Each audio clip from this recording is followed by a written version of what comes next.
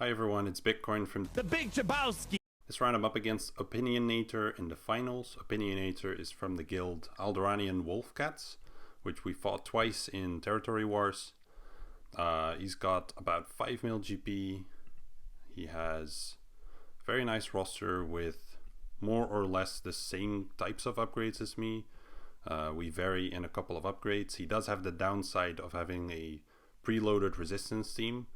So my first tip to him is do not early gear your resistance because the relics really hurt you in Grand Arena. That is obviously now too late, but in the future at some point you'll likely do first order as well, and then it might be wise to not repeat that same mistake. So yeah, he's clearly going for Ray here and has already upgraded these that don't really help him in any kind of way. Reason why I'm saying this stuff is because my opponent actually reached out to me after his attack, which I can show you in a minute. Before I do that, I actually believe that I hadn't shown the last part of this round here yet. My opponent attacked, and he had a very elaborate attack strategy. He attacked my General Skywalker once and gave up, didn't attack anything else anymore. So yeah, I don't really know why he didn't at least bother to get through half of the map, but I guess he didn't really care about it. As for this round, yeah, my opponent reached out to me. I'll first show you the map and what he said. So he cleared the top wall in one go. I wasn't sure if he was going to be able to take out the Grievous team because his Jedi Knight Revan wasn't strong enough, which he usually has on defense. So he likes to use Padme up against the Grievous team. But as you can see here, I still have a Night Sister team standing, so it was going to be tricky for him to use Padme over there, and then maybe not have a counter for Mother Talzin. The fleet he had no trouble with. I didn't expect it with the Negotiator, obviously. Then he one-shot my Darth Revan, which was actually the surprise to me, because my Darth Revan's faster than him.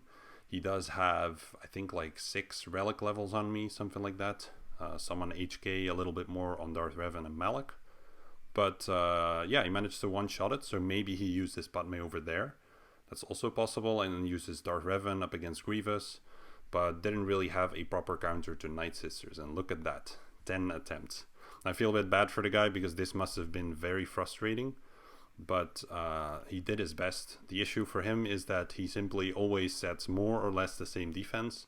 There's been some variation where he kept JKR for offense or not. So I'm expecting JKR and Newt in the back here.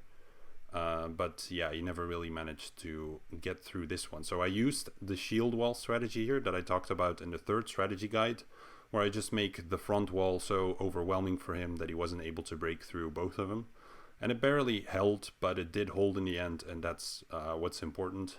If it holds too hard, then perhaps you go a little bit too hard on defense, and that might not always be a good idea either. So he set his Night Sisters with a couple relics on there, a Bounty Hunter team here with a Gear 8 Zeta Barris. Now I'm wondering if he did this to try to lure people to use Troopers so that they actually wouldn't be able to break through Barris. I don't know if that's his play here, or if he thought that his Bosk is so fast that Zaris will be able to keep him protected. Not really sure what the plan here is, what his intention was. Or maybe he just didn't really have a great fifth, I don't know. But outspeeding a Bosk at 285 is not too difficult. That's not really the part that I would be concerned about. But I can imagine sometimes you fight opponents that don't manage to do that, so makes sense. Then we've got a first order team here with Hux. Also very low gear on Hux here, but Hux is able to at least you put his Zeta to use. Kylo Ren and Mass does start with a taunt, so that helps him a little bit.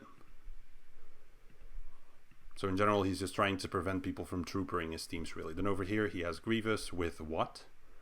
Usually he sets Watt in his new team. This time he swapped that out. So I'll have to see what exactly I want to do there. And then he has a Geos team with Droideka, Relic 3 Droideka. Now, some of you that may have watched some of my previous Grand Arena videos know that I like to use Plo Nest up against Geos occasionally. And I actually tested this in Arena yesterday, as I still had a bunch of battles left, and a Shardmate did as well. And I used Blow Nest up against, in that case it was Gear 12 Geos, but it was an incredibly easy win. And the reason why is that over here, instead of Droideka, you would normally find Sunfac, and Sunfac is the one who dazes. But if there's no daze on the team, then there's not going to be anything that stops me from constantly countering all of the geos, so that makes it easier. As well as the fact that my nest is only countering the entire fight, which means that Droidica doesn't actually gain any offensive stacks. So I was curious how that would play out, because I was considering if I wanted to use Blow Nest up against this, but now having seen his performance against me, there just wasn't a whole lot of a reason to do that. Like I said, he reached out to me after he attacked. He said he knew he was going to struggle, that my mods are good, that we fought in territory wars, that he thinks I'm going to win. And I was glad he took it well, because it's always nice to see that this guy, in case I didn't actually mention that, had a higher lifetime score than me with 265,000. That's obviously after attacking, but mine's about 262, and I don't really face people who have a higher lifetime score very often. Now, of course, I came from Division 3 in the past, where for the first 3 seasons, I pretty much got a couple hundred banners less per battle, so that's how I am sort of behind much of what you see in the top ranks of leaderboard in Division 1. Like, you have some people here who have like almost 280k, probably a bunch over 280k as well. Of course, you don't know. If I would have been in Division 1 all this time, maybe I would have lost a bunch of battles. But either way, that sort of does explain a bit of the gap. Not everything, though, because I did lose a couple battles, of course. So anyways, he reached out to me, very friendly guy, and he was looking forward to me recording it. So if you're watching, great job on the attack. My main advice is just to switch up the defense every now and then.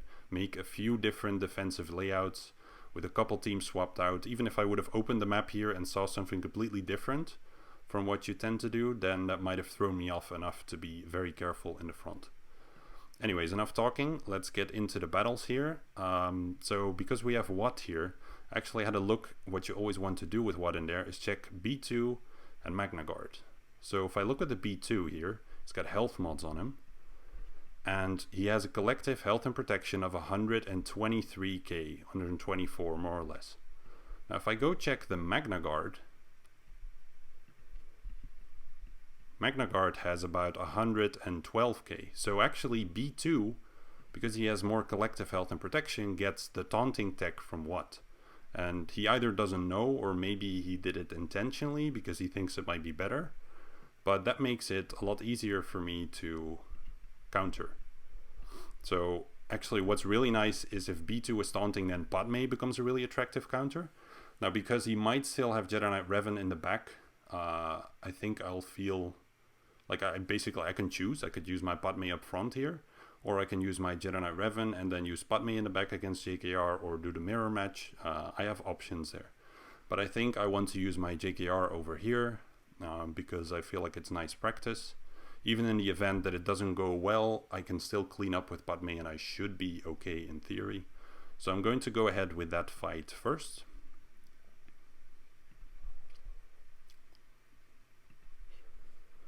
And I can start by direct focusing Watt, and then immediately afterwards attacking B2. And it's just a gear 12 B2, so that makes it very nice for me to take him down, because I do have Relic 4 on Yoda. Now there's not much of a reason for me to AoE here other than dropping some stacks and gaining some stealth. I will trigger B2 either way, so I might as well AoE.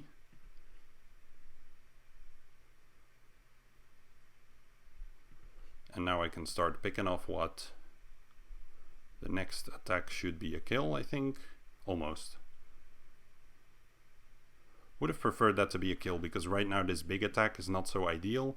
I think with Jolie I can call the assist after, because B2 countering me does trigger some turn meter. I'm going to try this. Maybe it's going to be a mistake. Is anyone going to move? Yeah, let's just kill Watt and make sure that I play this correctly. Grievous was going to be full anyway, so that made a little bit more sense. Now I can focus on B2. That's a very weak hit from JKR there. I want to remove his turn meter in this case and maybe kill. Yep. So Hermit Yoda is struggling a little bit here, but that's okay. I can start dropping some stacks on B1. Definitely want to use the heal here. I could also save it for when one of my characters dies, so that I can sort of get into a more comfortable position immediately after, but I don't think I'll need to in this case. So whenever I get the chance to try to drop some stacks on B1, in this case I can actually direct focus, so I'm going to go ahead and do that and just stop Grievous from taking really any turns altogether, while further lowering B1 over there. Now if he would have had just a slight bit more protection on Magna Guard, this might have been a totally different fight, a much tougher fight. No turn meter removal there does hurt a little bit. Going to keep dropping the stacks. My Jolie is very healthy here, all buffed up. So Grievous actually tries to go for him, but you can see it barely dented him because of the modding. So that's pretty nice. And Grievous should be out momentarily, and I can start looking towards maxing banners up against this. Just going to, let's take a look here. Let's put it on JKR. I could have also done Bastilla, I guess. Not really sure how far I'm going to be able to get. Hopefully a direct focus to finish it off. Oh, I was not looking to do that. So that's going to cost me some banners there, actually hitting way too hard.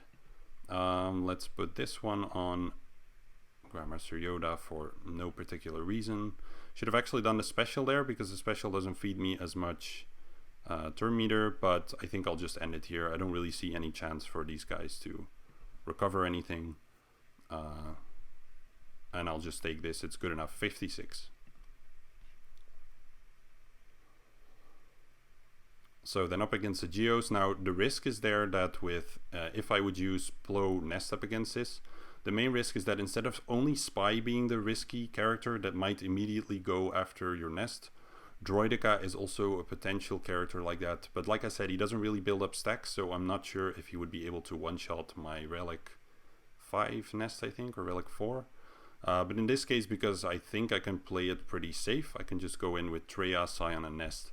And I'm actually more curious about that, because I did already test the Plo Nest thing in Arena, but I'm not actually sure if my Scion is able to survive that Droidica. And that's actually what I want to know. So I'm going to be sending him in, because I want to find out. Maybe I will end up... it's Relic 4, okay. Don't even remember my own characters. Yeah, maybe he ends up biting the dust, but then I know what I'm able to handle, and right now I don't know that. So let's go in and make that happen. Now hopefully I don't get any laptop issues like last time. That would make me very sad, because this should be a win here, really.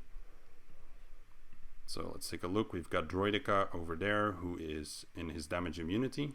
It's going to be assisting whenever the Geos do. And I do actually expect him to kill my Scion.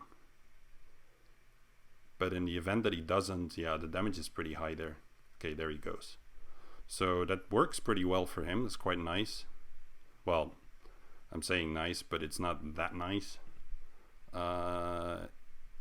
I want to dispel this? I think I can just keep it on there. Though I kind of like the assists just because they feed so much turn meter. And that's what helps them kill themselves. So I'm going to go ahead and dispel this for now. Now they're going to go after Traya, who's not going to stand very long either, I suspect. Although she's doing a splendid job so far. Alpha is almost dead already. Wow, she actually survived the Droidica there. Okay, now I'm going to have to be careful though, because if Spy manages to attack me just after I get out of my thing, then I might get in trouble here. And Droidica as well. I could still lose, but I'm going to pick off Geobrute Alpha so that even if I have to clean up, it's not an issue. This one, nope, no special. And hopefully, yes, an AoE that kills Spy. And now it's just a 1v1. But I don't think Droidica can possibly win that one. There we go. So 55, it's not pretty on banners, but it got the job done, and I got my answer regarding Scion, which, yeah, it's just too difficult because Droidica deals true damage. Sounds so dramatic, true damage. Oh wow, we actually went with his resistance on defense. I didn't expect that. So we did change some things up, but yeah, he kept his JKR for offense. I guess this became his new defensive team, and maybe that's why he geared up some of the resistance characters early as well, because he thought he would get some good use out of them as a sort of surprise element in the back here. No Sunfac here, that's a bit unfortunate for him. Django is high geared enough. I remember a while back I had an opponent who had a gear 8 Django in this kind of team, I believe, and he didn't unlock the payout yet. So actually Django did not get the damage immunity that he normally gets under Separatist leader. So that was pretty funny to see. So yeah, relatively lighter defense. I can definitely use Padme up against that team if I want. I don't really have a good reason to use her up against Night Sisters, because I have Bounty Hunter's Watt for that, so I'll just be doing that. I can probably CLS this team and immediately shoot out Hux, or I can use... I'll have to see about it, but I'm just going to start with the Night Sisters now. Don't want to waste too much time doing a full breakdown of everything. I more or less know what I want to do. Do I have Bounty Hunter's Watt in here? Probably not.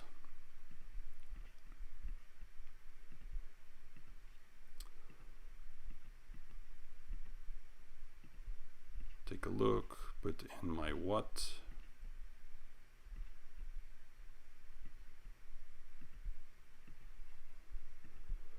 Oh yeah, I still have Geos. Those are probably meant to go up against one of these. Maybe the new team. I'll have to take a look what I want to do. Alright.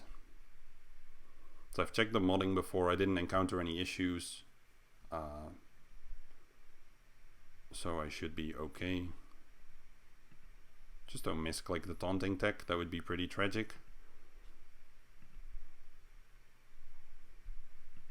And there we go. Now, as always, get the double turn ability block on Mother Talzin to try to save Watt from getting plagued.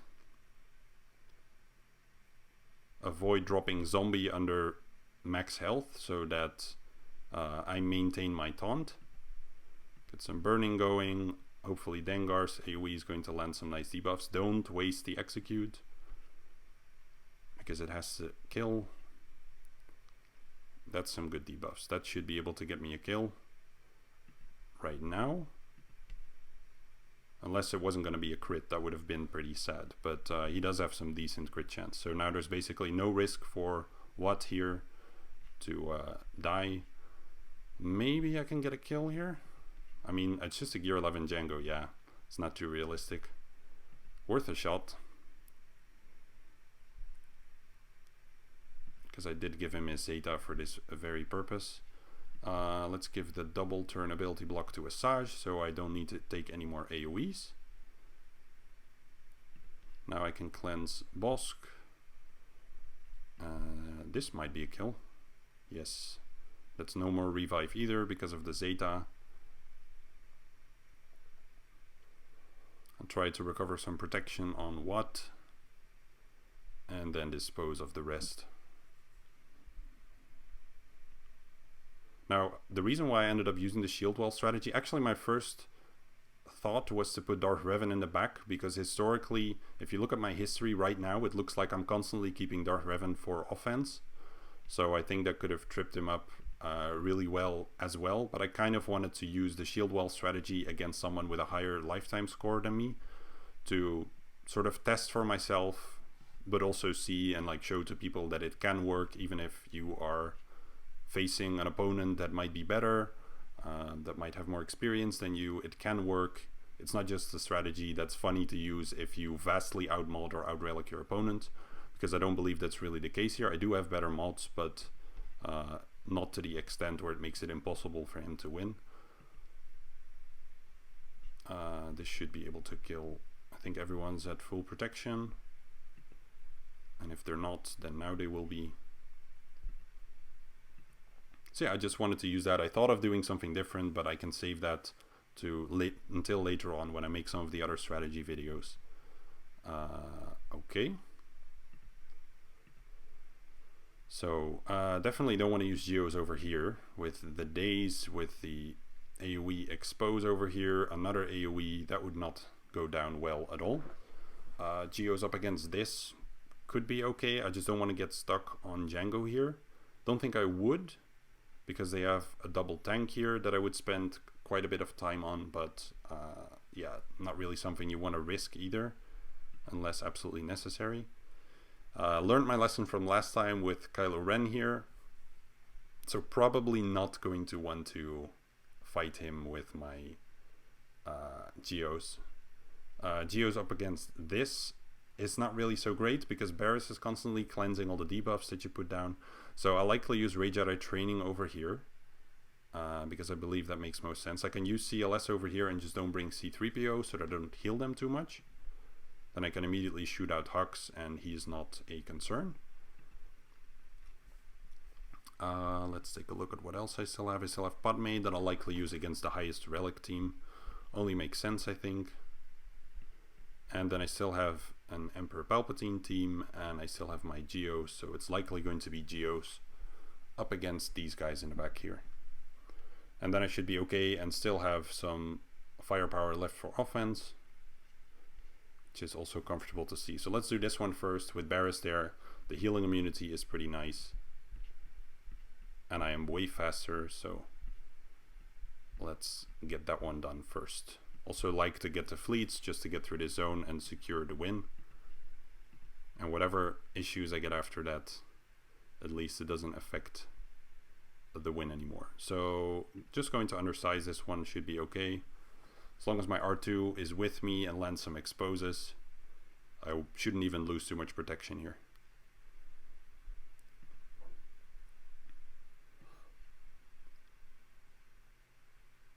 That's a good number of exposes. I'm happy with that.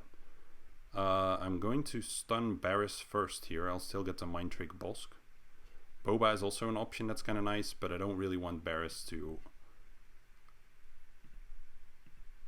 cleanse any of the debuffs on these guys, but she's considered the weakest character now, so that's okay.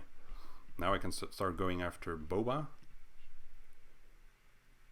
Shmi is usually the first target, due to his great ability to be very annoying with executes.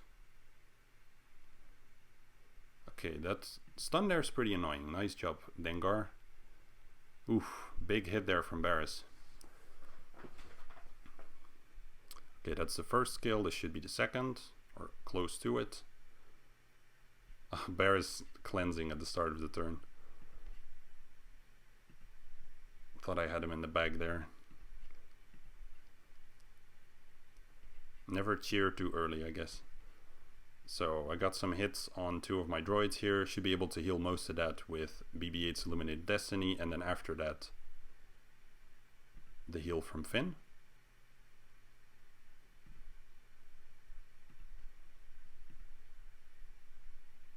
And do another... I don't mind if Cat Bane attacks here, I think, although it's not really any reason to Mind Trick Bosk again. He's already completely under control. Dengar's doing great with the stuns. Fortunately, I can cleanse him, but I wish my Dengar landed stuns like that. Got to check whether he has him modded for potency, because though normally seeing you would do crit chance for the mind special that he has. Whatever the exact name is, I have no idea. I'm going to wait a bit here because I still have these bombs and I'm going to want to heal from them.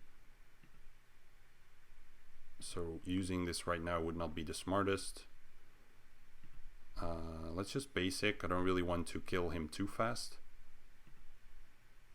Yeah, looks like R2 isn't going to get back to full unless I manage to still get an Illuminated Destiny off, but Dengar over here might not agree with me there. So do another basic actually. I was almost going to kill him there. No point really in rushing this. If I don't recover the banners, then I don't recover them. So be it. That hit way harder than I thought. Sometimes I forget that I have a Relic R2 who can hit pretty crazy. But this one should be a full protection banner. I think this one as well, so I'll just be losing one, which is okay. Yes, there we go. Now something I didn't do last time is tick off the feat where you have a certain amount of zones cleared. So I didn't actually end up making any more progress over there. Not so clever. I don't think there's any feats for the rest that I should be paying attention to. Don't actually remember. I'll take a look. Oh yeah, I should probably not forget to do the Fleet Arena battles. This one eventually, I'm still only at 1 out of 3 actually. I think I stalled it in the beginning because I didn't want to already progress to Chromium too quickly. Something like that. I'll have to make some work of that and not forget it. So it does add up to quite a lot of banners across the 3 feats. Anyway, then we have Kylo Ren and we have these teams in the back. So Padme over here, Geo's over here, and then this one is CLS. Now with CLS I can actually bring my Thrawn as well if I want to. So that's nice. The only downside of bringing Thrawn is that if I were to decide to fracture their Kylo, then he would stack a lot of defense. That might not be so ideal. But it does help me to top up protection, so I'll be bringing him. If I don't want to feed more protection, then I can also just use the speed up with Thrawn. Don't know why I'm pointing at Han here, but yeah, I could use the speed up, make him take a turn quicker. And that could help. So Old Ben and then Thrawn. Don't want to bring C-3PO obviously, because that's what leads to all of the turn meter removal. And the healing rather. Well, a mix of the two. So focus down Hux first. There we go. Fracture this guy. I want to put some tenacity down on him because I don't think he'll be able to resist me. That's good. Now I'm going to stun him. Do some removal. And get a big hit on this guy. Well, big. I mean, Gear 12 Han big. On the noob account that I have in like Division 9, which is actually currently rank 1 again, I have a Relic 6 Han, and I'm starting to get rather used to the ridiculous amount of damage he does. Actually, I think it might be Relic 5. But yeah, starting to get used to that, and then you've used the Han on here, and you're like, where the hell is the damage?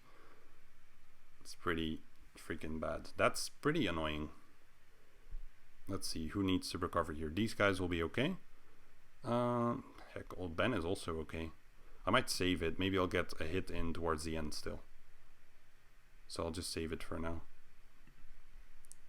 Trying to be smart about it. This should be a kill. There we go, very nice. I think everyone's full. Maybe Thrawn a tiny sliver, but I don't really mind. It's funny because Old Ben is actually kind of a healer here for the opposing Kylo. And this might kill. Not just yet. This should be. Yeah. There we go. So that's another 60.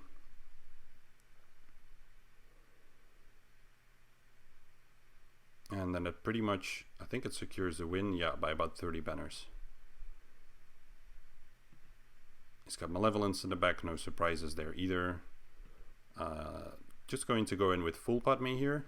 Like to bring Shakti because Shakti allows you to recover some kind of protection just in case someone got hit, which is not so weird considering I'm fighting a bunch of characters that can do AoEs. Though I am faster, so I should be able to get some protection up, but I can imagine some of them have higher damage than my protection up. Now they do have Poe, who's able to do his funny little hit, so he's probably going to be my first target. Although Resistance Hero Finn is always kind of the most important one to take out. So let's go for him for a little bit. I'm sure someone will... Oh. Never mind, I was going to say I'm sure someone will take over with a taunt momentarily, but I'm a little bit faster than them. They are going to be doing some AoEs. Or rather, Holdo will do one AoE. So I could set this one up to kill Poe. Although I've dispelled it, so maybe I'll kill Finn, maybe I'll kill Holdo herself. I don't really know what's going to happen. Nice. Glad I'm able to pick him off here. And she kills herself. Absolute deletion. Yeah, this one should be a full banner win.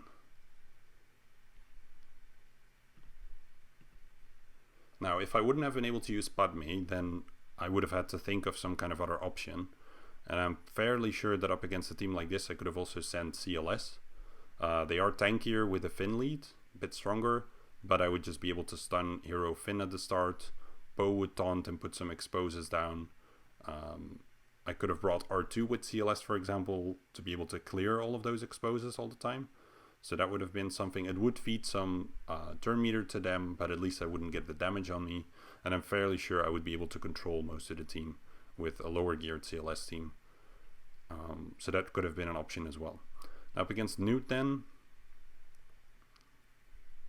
I'll be using Geos in this case. I don't have Thrawn anymore. I could have considered to do EP with Nihilus as well. That could be my cleanup team in case anything goes wrong for whatever reason. I've had enough. I think historically, if I look back at all the Grand Arenas that I've made videos of, I've probably made the most mistakes with Geos. But I never really liked Geos. I should give them some more appreciation in the mod department as well. Geospy never got over the Gear 11 hump because he needs 2 stun guns and 2 golden balls or something like that, which I'm just not going to have available anytime soon. Yeah, let's go.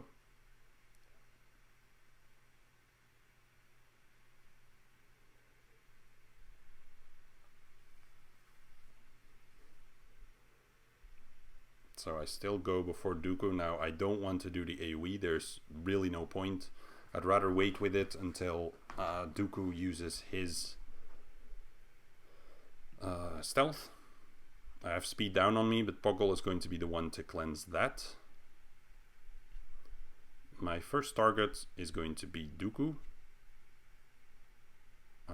Let's call Spy here.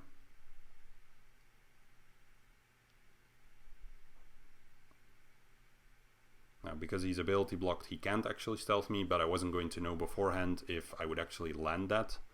So until you know for sure, it's not the kind of thing you want to take for granted. I obviously cleanse this and start going after Newt here.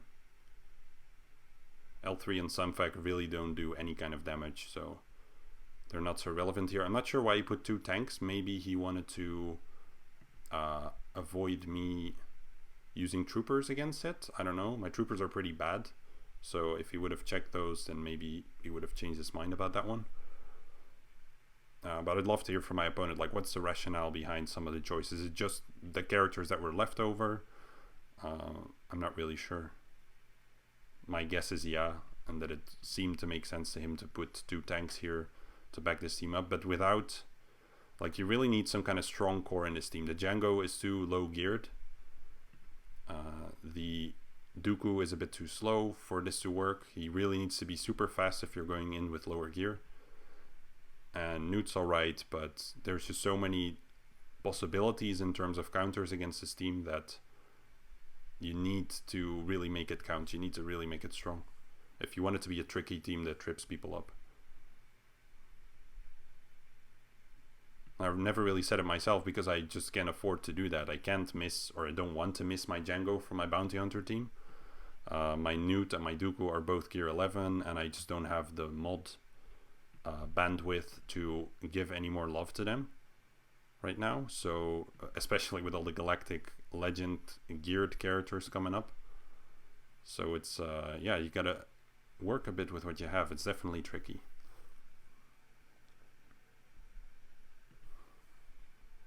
No game crashes and not really much lag either. I'm pretty happy. The new recording location is working out. Alright, then let's clear out the fleet.